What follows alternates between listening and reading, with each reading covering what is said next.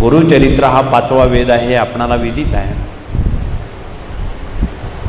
आणि त्या वाचण्यानं, मननानं, चिंतनानं जन्मजन्मांतरीचे दोष, आपण जो मानवजात या भूतलावर आलो ते बरेच ऋण दोष घेऊन आलेलो आहोत. 72 प्रकारची ऋण आहे. पैकी त्यातली अनेक ऋण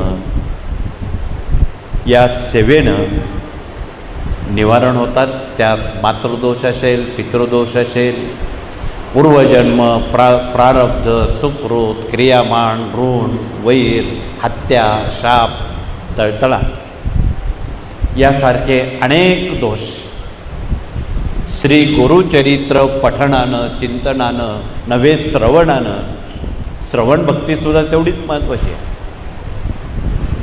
त्यानं ते निवारण होतं.